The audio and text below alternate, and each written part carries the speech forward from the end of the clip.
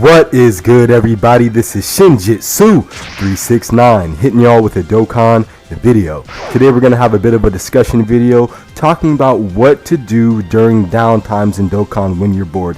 Inevitably, the way Dokkan is set up right now is Celebration Station, you know what I'm saying? So there's a big celebration, everybody's busy, having fun, awakening new units, getting new training items, doing all the things, getting all the missions, all the Dragon Stones, right? But after a while, 5, 6, 7 days, you're done, and you have a whole nother week of celebration left where most people are bored. But what we're going to talk about today is what should you do during those downtimes to ensure whenever a big celebration comes around, you are primed and ready for it. The name of the game in Dokkan is maintenance, which is ironic considering the amount of maintenances they put us under, right?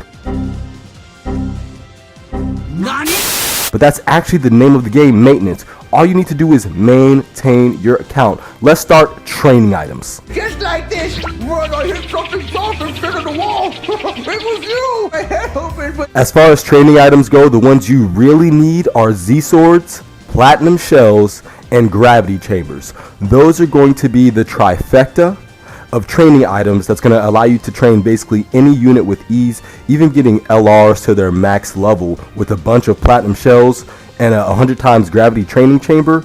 Pretty easy. So make sure every single day, you can do this once a day, knock out Master Roshi's pervert trait. No, I'm just playing.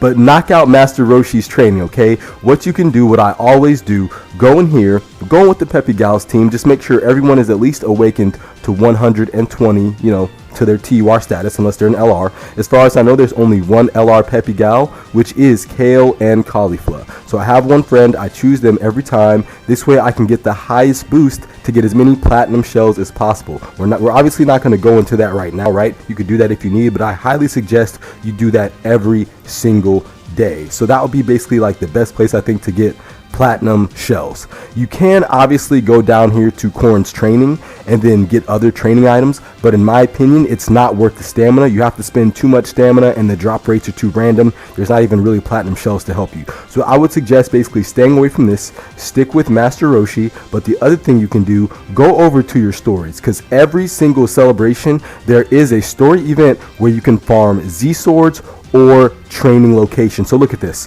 You can get 50 and 100 times Gravity Training Chambers, as well as all kinds of Z-Swords here in level 5. And this is a boosted stage, right? I can go in here with Otherworld Warriors and get a boost. So I can get a bunch of Z-Swords and a bunch of these every single day, spend 30, 45 stamina, farm yourself up a couple of Z-Swords from these story events and training locations every single day. At the end of the week, instead of having 1 or 2, you're going to be stocked up with 15, 20 training locations and a bunch of shells and Z-Swords to train whichever unit you need, especially if you sell them during the week and you pull a unit that you didn't have. This is really going to help you to be able to train those units up. Now, after you get your training items right, you have your Gravity Chambers, you got your Z-Swords and your Platinum Shells. Now what do you need to train them up? Zenny. Z is for Zenny.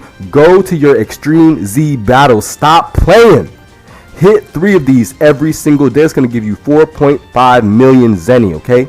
Do that. Even if you don't do it 7 days, 5 days out of the week, you're making upwards 20-something million Zenny every week, okay? So at the end of a couple of weeks, when that new EZA comes out, you will not be short on cash.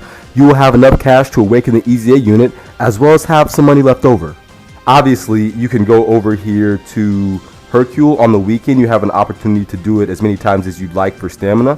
Here you can do this once a day using the World Tournament category, which can give you boosted Hercule statues. Make sure you're doing your friend summons if you haven't already. Those also have a possibility to give you Hercule statues. So these are ways to increase your Zenny. Now, the last thing you can do to increase your Zenny and your training items, make sure that you're always going into the shop, right? Looking for any, perfect example, looking for any training items, pick up your training items, and make sure you go over to the story ones, right?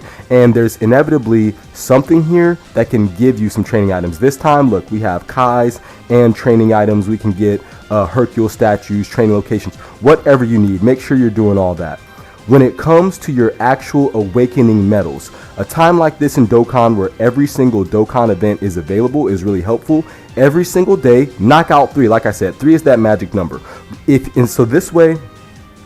So this way, it doesn't feel like when you have to get 77 medals, You don't have to go from 0 to 77.